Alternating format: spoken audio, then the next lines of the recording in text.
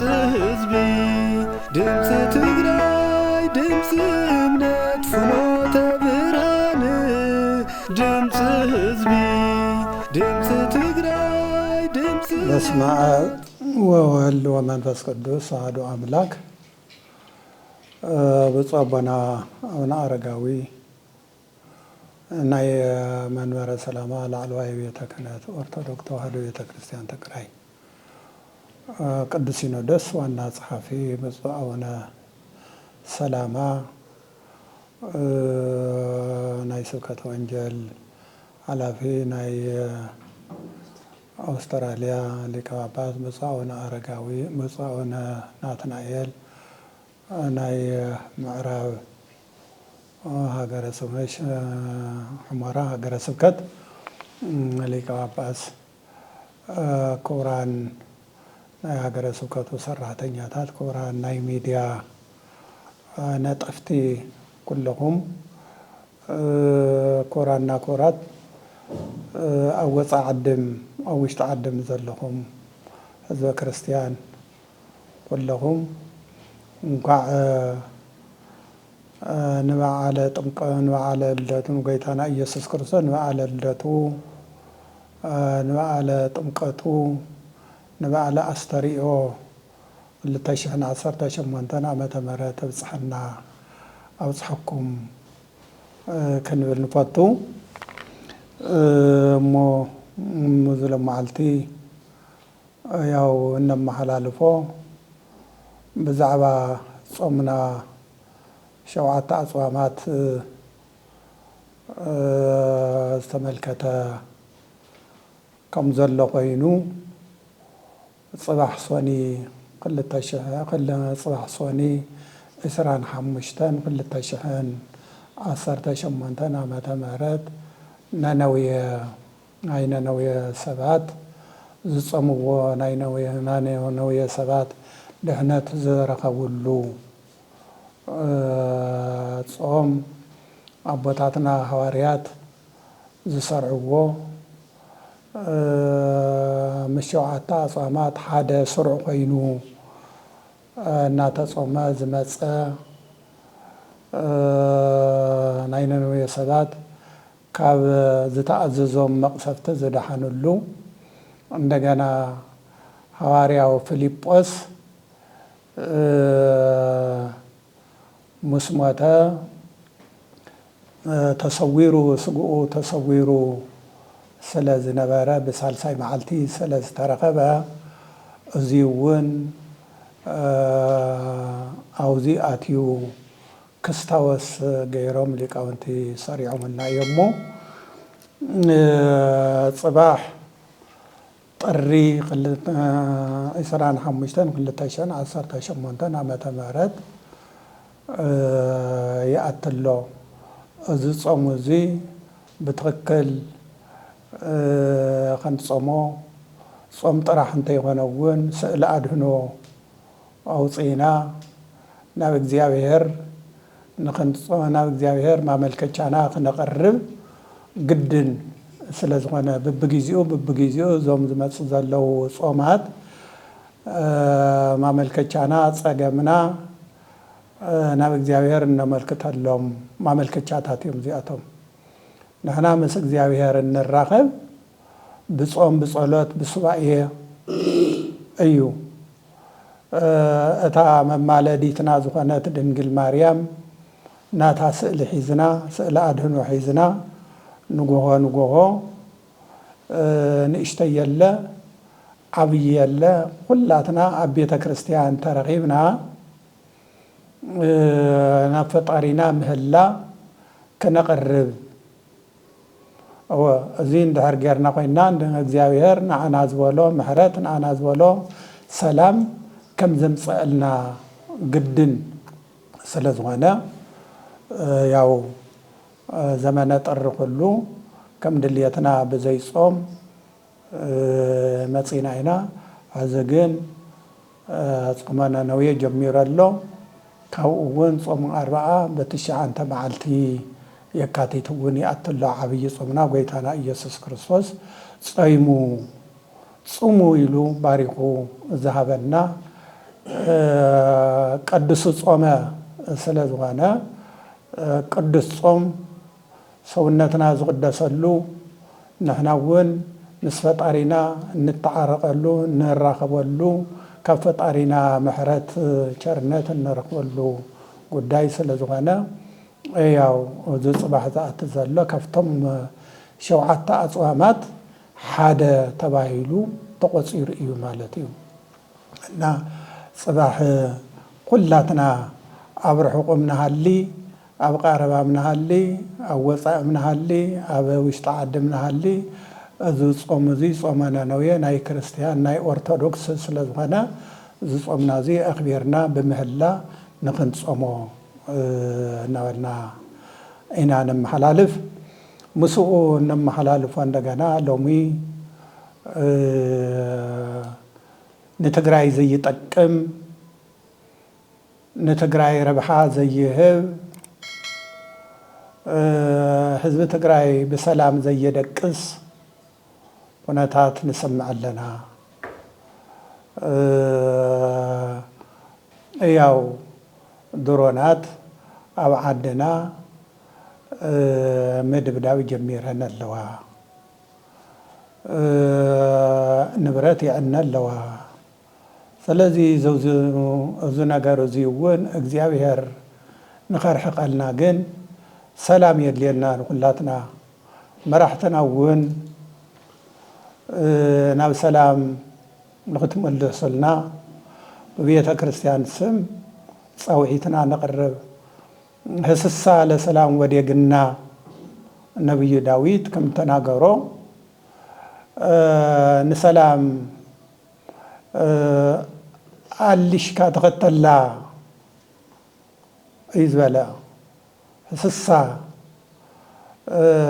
ምድላይ ጥራሕ እንተይኮነ ድለያ ደሊኻ ምስ ረኸብካያ ደሞ ተኸተላ ኢኻ ሓልዋ ማለት እዩ ሓልዋ ኣጥቢቅካ ሓልዋ ማለት እዩ ስለዚ ሰላም ንህዝብና ዝጠቅም ሰላም ንህዝብና ዝጠቅም እርጋዕታ ንህዝብና ዝጠቅም ብሰላም ወፂኻ ብሰላም ምእታው ብሰላም ንህዝብና ዝጠቅም ሰሪሑ ከኣቲ ዳቦኡ ክበልዕ ደቁ ከምህር ደቁ ኣብ ቁም ነገር ከብፅሕ እዩ ዝምነ ህዝቢ ትግራይ ሰላም እዩ ዝደሊ ህዝቢ ትግራይ ርግዓት እዩ ዝደሊ ህዝቢ ትግራይ ሰሪሑ ክበልዕ እዩ ዝደሊ ህዝቢ ትግራይ ጦርነት ኣይደልን ህዝቢ ትግራይ ፍቅሪ እዩ ዝደሊ ምስ ኩሉ ተስማሚዑ ምስ ኩሉ ተረዳዲኡ ክነብር እዩ ዝደሊ ስለዚ እዙ ዝግበር ዘሎ እንሰምዖ ዘለና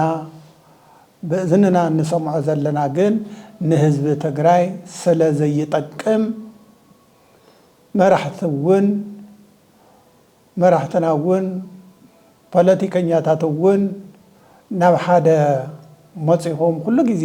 እንናገሮ እዩ ኩሉ ግዜ እንልፍልፎ እዩ ናብ ሓደ መፂኦም ተተዛተኹም ናብ ሓደ መፂኦም ተተማኸርኩም ናብ ሓደ መፂኦም ይሄን ምሄን ተተባሃልኩም እንታይ ፀገም ኣለዎ እንታይ ፀገሙ ብጦርነት ዝፍታሕ ምንም የለን ጦርነት ርኢናዮ ኢና ጦርነት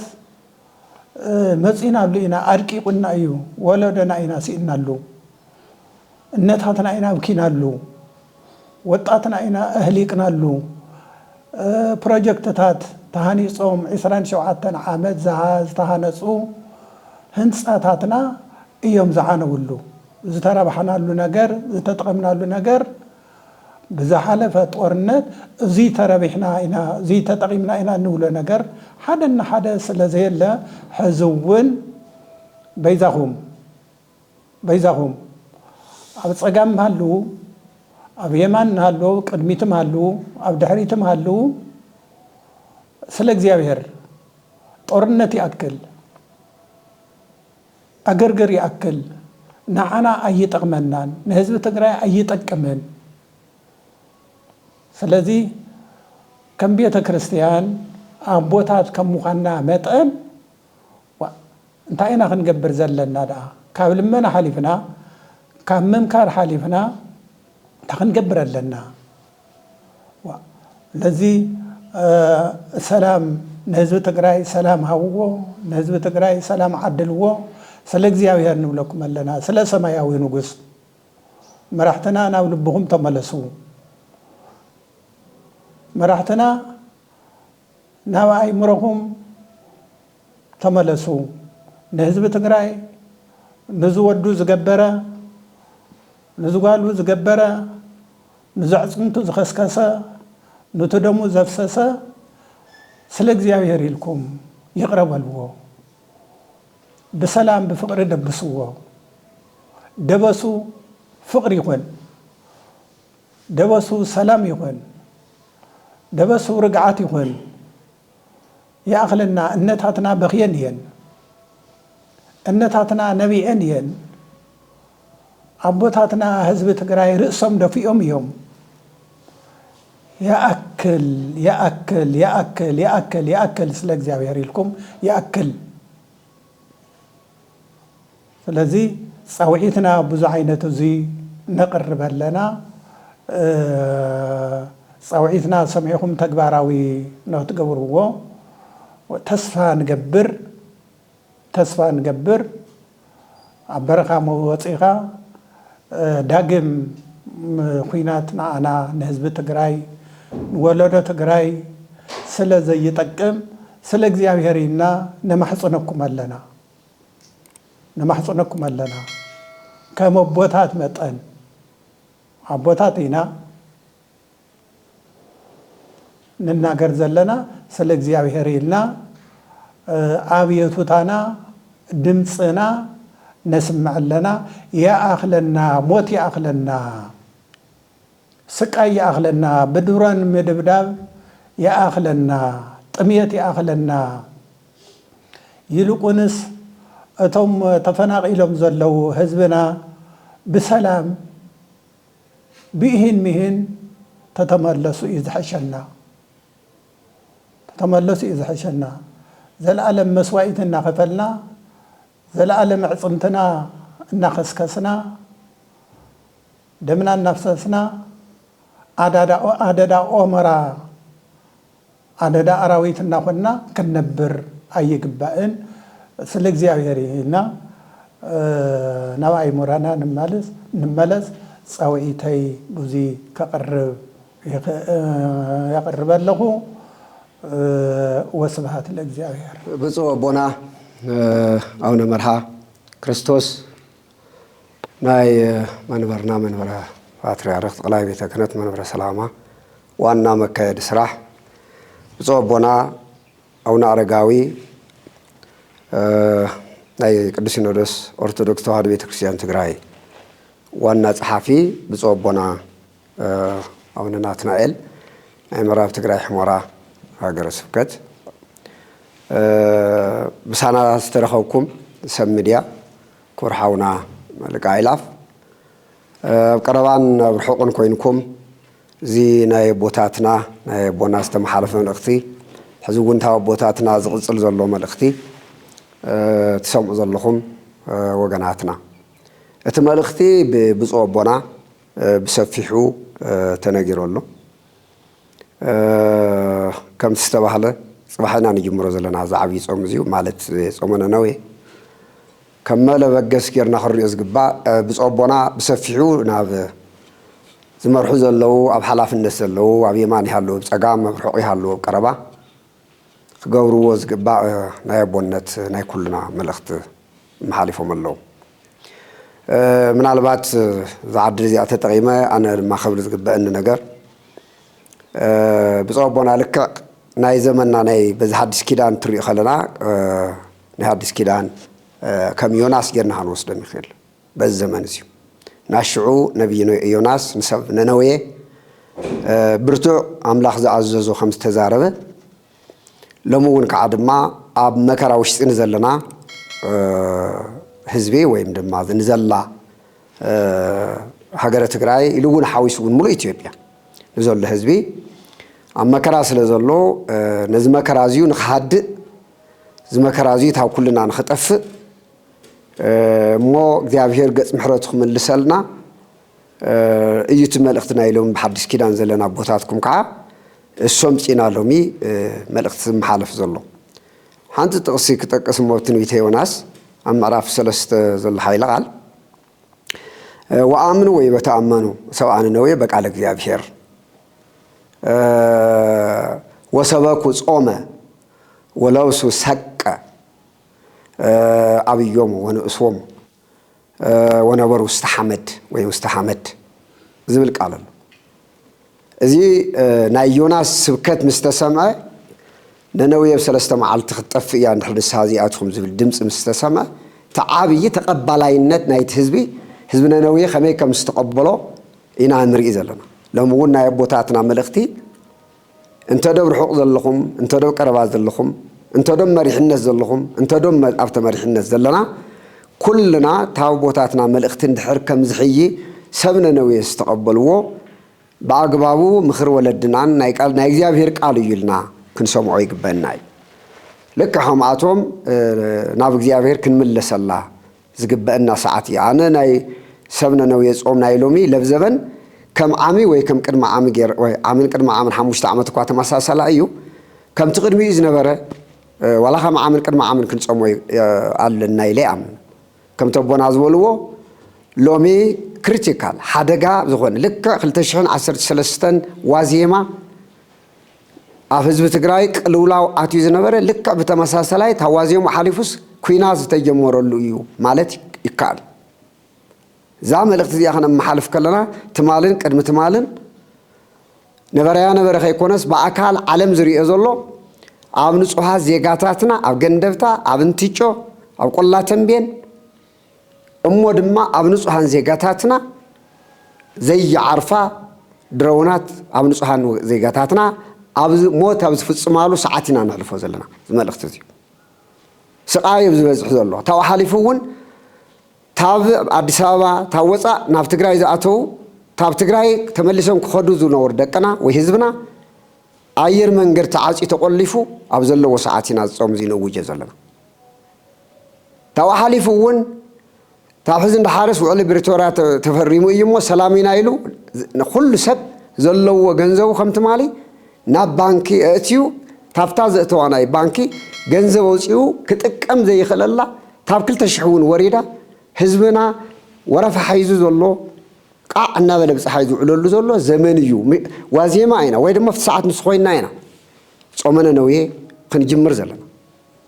ስለዚ ኣብዛ ዓይነት እዚ ውሽጢ ኢና ንሱ ጥራይ ኣይኮነን ኣቦናም ኩልኩም ኣቦና እውን ከም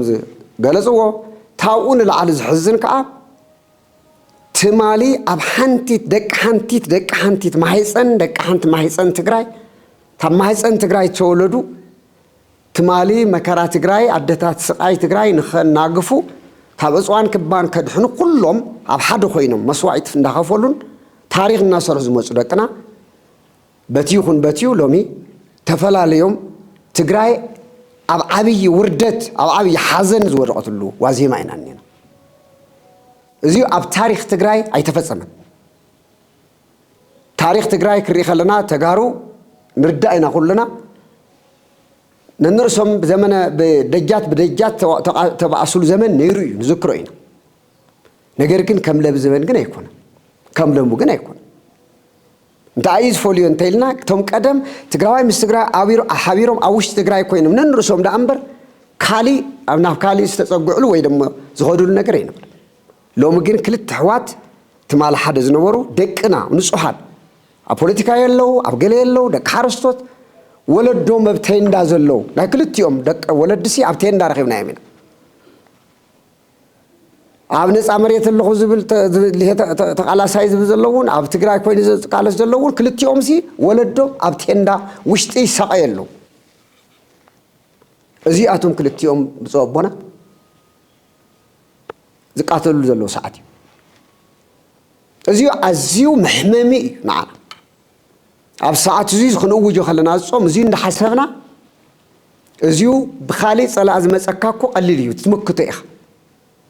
ሓው ምስ ሓው ኣካል ምስ ኣካል የማናይን ፀጋማይን ዝዋቕዕሉ ሰዓት ስለ ዘሎ ናይ ጾመነ ነው የመልእኽትና ከም ዓመን ቅድመ ዓመን ከይኮነስ ኩልና ልክ ከም ሰብነ ነው ኣብ ሓመድ ወዲቕና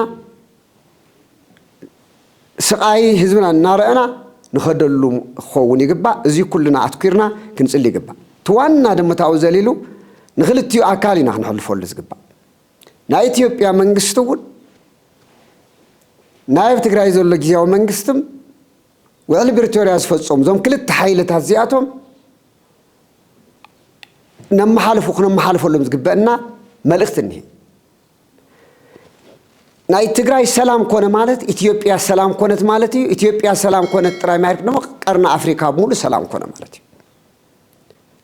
ሪና ይዩና ትግራይ 5 ዓመት ኣብ ቀልላው ነራ ትግራይ ኢትዮጵያ ግን ሰላም ይረኸበት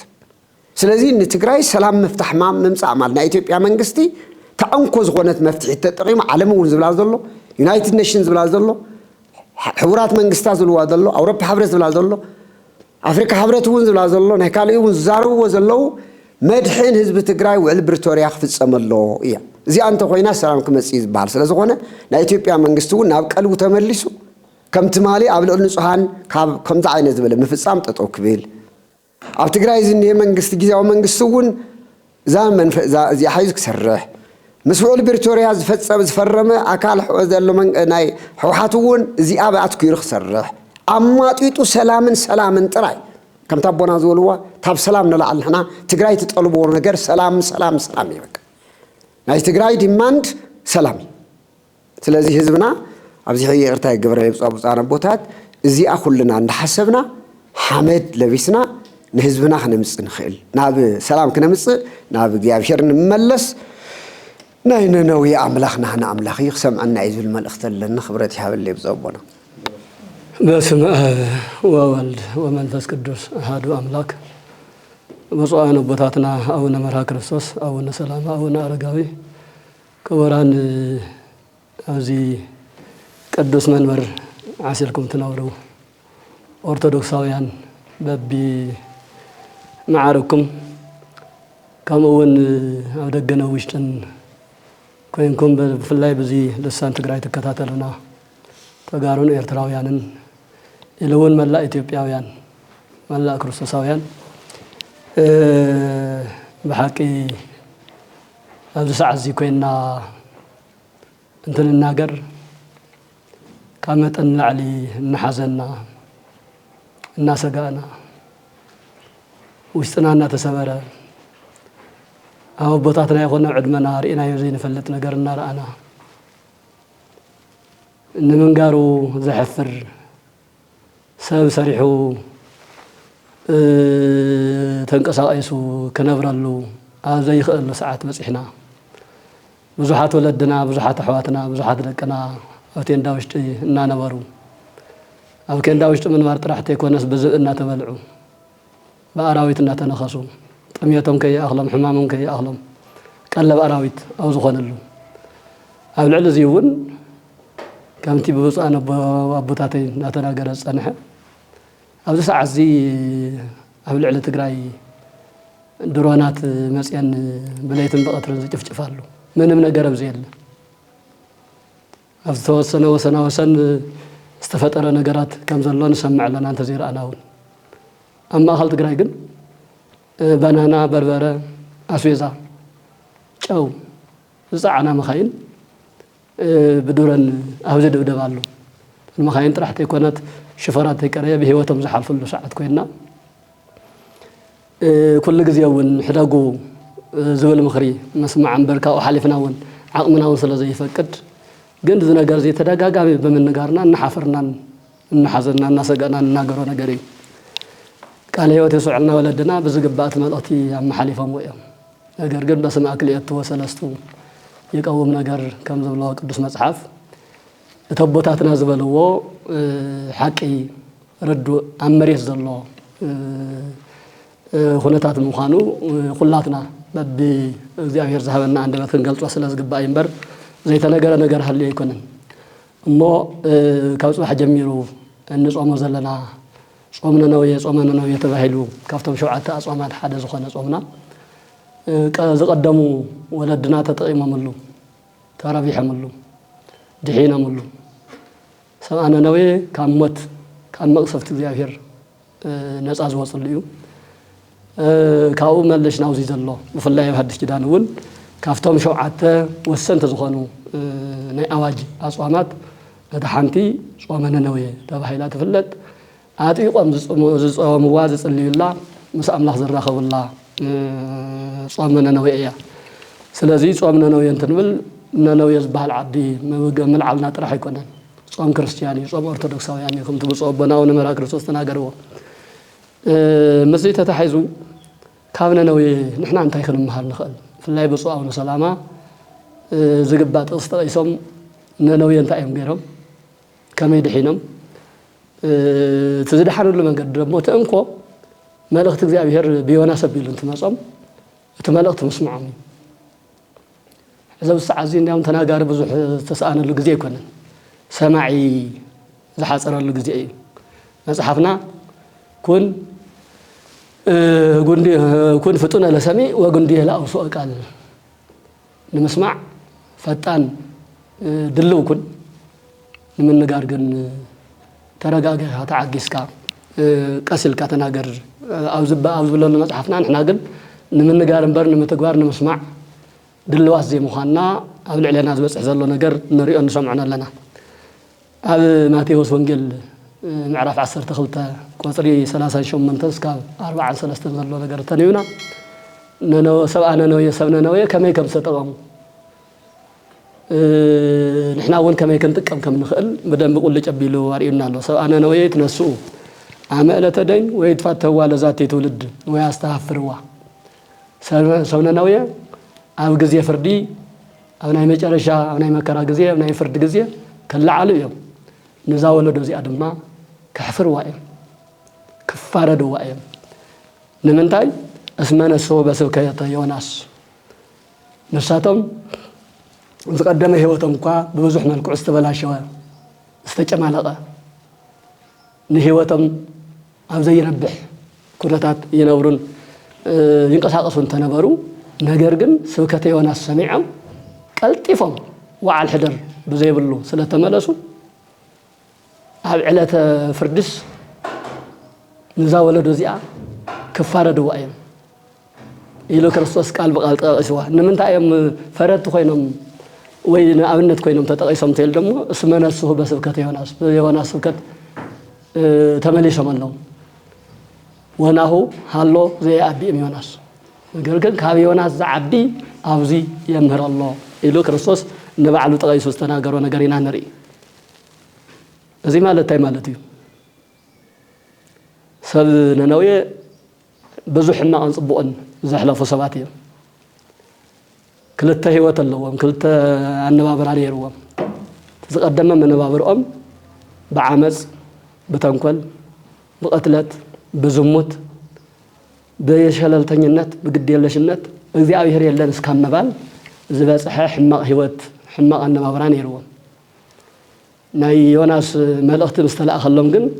ዮናስ መን እዩ እንታይ እዩ ካበይ መፅኡ ኳስ ኣይበሉን ናይ እግዚአብሔር መልእኽቲ ምዃኑ በቀጥታ ተረዲእዎም ካብ ላዕለዋይ መንግስቲ ኣብ ዙፋን ዝነብር መንግስቲ ጀሚሩ እስካብ ሰራሕተኛ የሞያ ሰሪሑ እስካብ ዝነብር ዘሎ ኣካል ኩሉ ማቅ ለቢሱ ወጨ ተኸዲኑ ኣብ ሓመድ ከም ትብፅኦ ኣቦና ዘበልዎ ኣብ ሓመድ ወዲቑ ንሰለስተ መዓልቲ ፀይሙ ጸልዩ ኣጥፊእና ኢና በዲልና ኢና በበደልና ከይተጥፈልና ኣምላኽና ይሆም መልእኽተኛ ሊቕካ ኣለኻ እቲ ዝተለኣኸ መልእኽተኛ ተቐቢልና የለና ብምባል ሰለስተ መዓልቲ ጥቡቕ ዝኾነ ኣይኮነን ሰብ እንስሳ ጭምር እንስሳ ዘቤት እንተይቀረየ ህፃናት ከይቀረዩ ጾሞም ውዒሎም ሓዲሮም እዮም ብኡ መልክዕ ደሞ ጸሎቶም ተሰሚዑ እዩ ካብኡ ንድሓር ዘሎ ህይወት እቲ ናይ መጀመርያ ዝተበላሸ ህይወት እኳ ተነበረ እታ ቃል ኣምላኽ ምስ በፅሐቶም ግን ቀልጢፎም ናብ ንስሓ ኣትዮም ተግባራዊ ምግባሮም ንሕና ካብዚና ዓብዪ ትምህርቲ ክንወስድ ዝግባአና ክልተ ነገር ሓደ ጾም እንተእወጅ ነዚ ተራ ምስኪን ድኻ ህዝቢ ጥራሕ ኣይኮነን ንመንግስቲ እውን ጭምር እዩ ኣብ ዝኾነ ይኹን መሪሕነት ንዘለውን ጭምር እዩ ጾም ዝእወጅ ጸሎት ዝእወጅ ኩሉ ኣብ ትሕቲ ፈጣሪ እዩ ብፈጣሪ ዘይኣምን ኣካል እንተልዩ ንሱ ምናልባት ብደው ዝሞተ እዩ አልበለዚያ ንኹሉ እዩ ሰብኣነ ነውየ ዝደሓኑ ካብ ንጉስ እስካብ ተራ ሰራሕተኛ እቲ መልእኽቲ ኣምላኽ ተቐቢሎም ተግባራዊ ብምግባሮም እዩ ሕዚ እውን ካብዚ ክንመሃር ሓደ ቀልጢፎም ምስምዖም ካልኣይ ደሞ ኩላቶም ብሕብረት ሙፃም ምፅላዮም ክድሕኑ ገይርዎም እዩ እዛ መንገዲ እዚኣ ንነነውየ ሰባት ጥራሕቲ ኣይኮነስ ንዝኣምን ኩሉ መድሓኒት ስለ ዝኾነት ካብቶም 7 ኣፅዋማት ሓንቲ ኮይና ተቐሚጣትልና ወለድና እናተጠቐሙላ ፀኒሖም እዮም ሕዚ እውን ከምቲ ቦታትና ዝበልዎ ትግራይ ካብ ነነውየ ኣብ ዝበኣሰ ሕማቕ መንገድታት ሕማቕ ነገራት ዝስምዑላ ኮይና ኣላ እዚ መልእኽቲ እዚ ንተጋሩ ንኤርትራውያን ጥራሕ ኣይኮና እንመሓለፎ ንክርስቶሳውያን ብምልኦም ኢትዮጵያውያን እውን ሓዊሱ ኣብ መላእ ዓለም ዘሎ ኦርቶዶክሳዊ ኣብዚ ሰዓት እዚ ክንሰርሕ ክንንቀሳቀስ ክነለምዕ ክንረዳዳእ ክንተሓጋገዝ ይህን ምህን ክንባሃል ክንመኻኸር ክንዛተ እምበር ንሰንሳትና እናተባልዕና እናተባእስና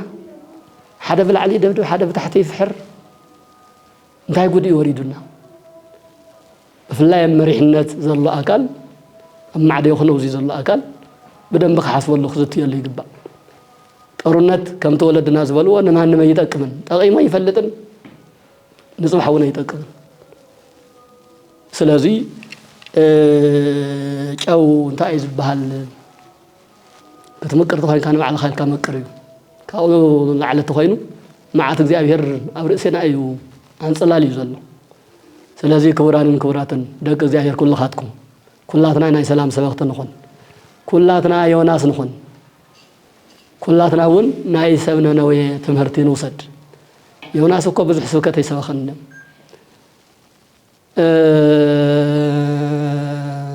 ምድረ ነነውየ ትትገፈታ እስከ 3 ዕለት ኣብ 3 መዓልቲ ዝዓዲ እያ ክትጠፍእ እያ ኢሉ ካብቲ ናይ ዮናስ ስብከት ንላዕሊ ናይ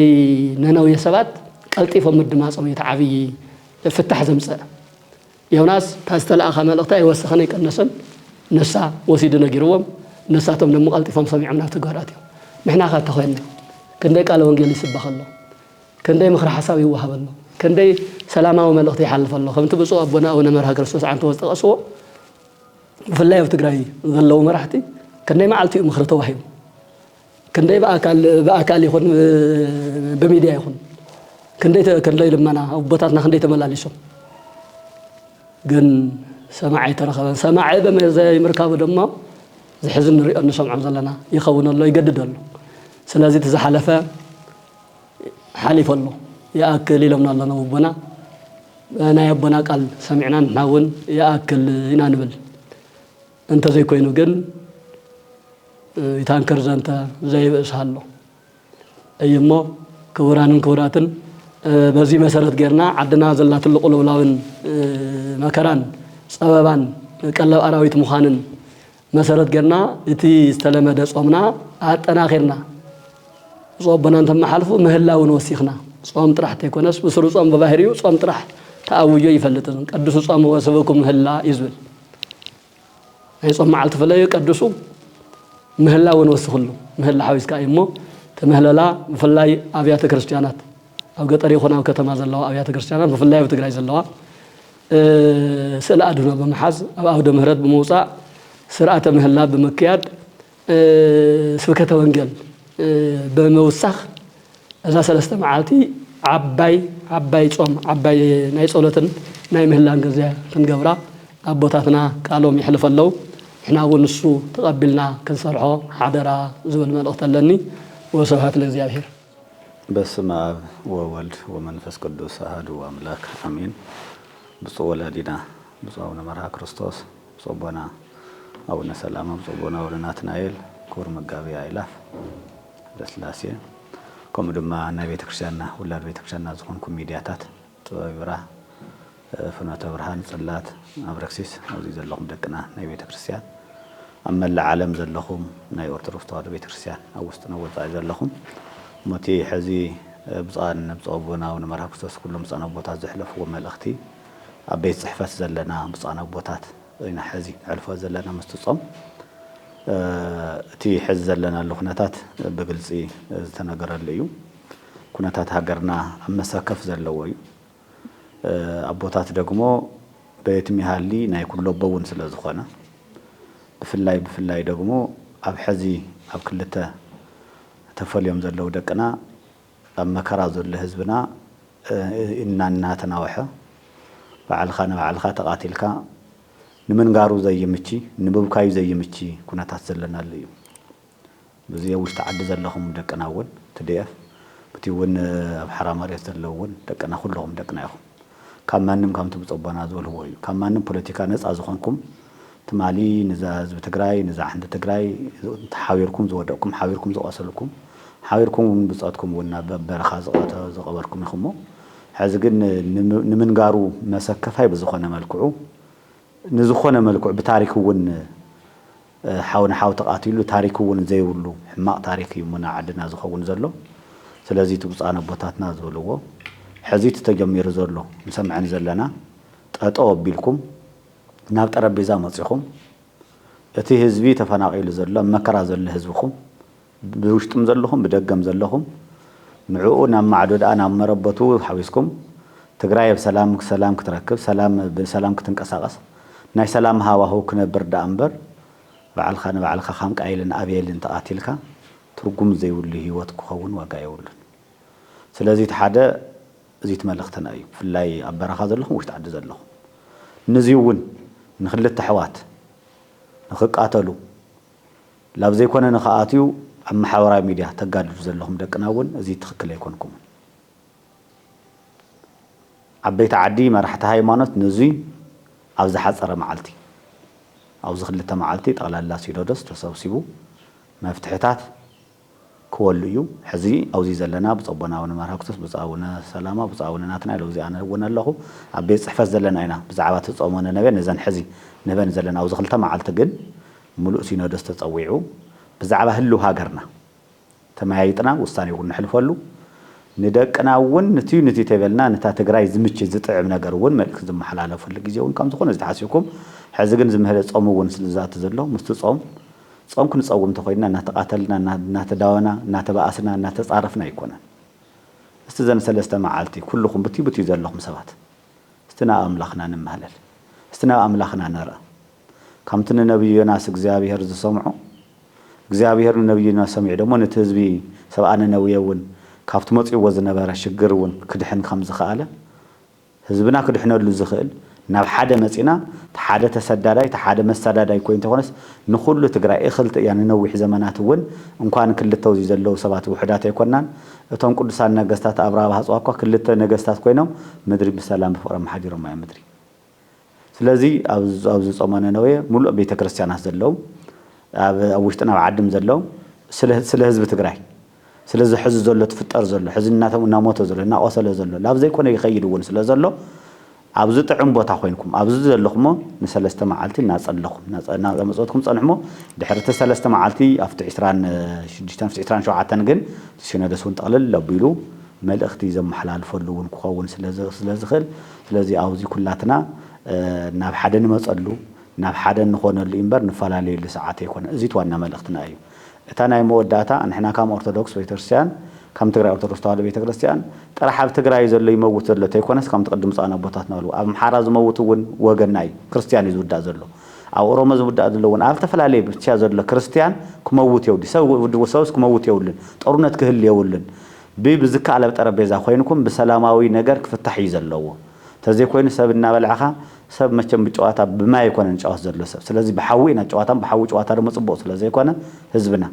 ነስተውዕል ስቆይና ብዝኾነ መራሕቲ ብዝንብልብልና ተይኮነስ ኣስተውዒልና ክንኸድ ይግባና ትክክል ዘይኮነ ትክክል ኣይኮንኩም ኢልና ኣብ ሓደ ዓሲልና ህዝብና ከይውዳእ ህዝብና ከይመውት ህዝብና ከይፀንት ንታሪክ እውን ባዕለም ተዋዱ ህዝብና ተባሃለ ጸሊም ከምቲ ናይ ሩዋንዳ ታሪክ ከይኾነና ትዛሓለፈ ጄኖሳይድ እናተፈጸመ ካልኣይ ጄኖሳይድ ከይፍጸም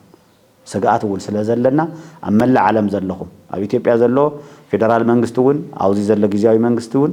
بسنة سرعة بتاوع لمسرت حبرتسب تتفناقل زلو تموز زلو نامرو بتخملس بتوع اللي دمو زي تفصموا علتها تفصمهم سلام حزب تግራይ سلام حزب ኢትዮጵያ سلام حزب افريقيا كون دما ናይ ኩላትና ድልየት እዩ ንዚና ንሕና ንዘለና ስለ ትግራይ ጥራሕት ይኮነስ ስለ መላእ ዓለም ዘላ ቤተክርስቲያን ትምልከተና ውን ስለ ዝኾነት ስለዚ ኣብ ውሽጥ ኣብ ካሊ ዘለኹም ቦታት ውን ስለ ሰላም ምስባኽ ስለ ሰላም ኩላትና ንፀውዕ ዝጾም እዚ ናይ ሰላም ናይ ፍቅሪ ይግበረልና እግዚአብሔር ይኽብረልና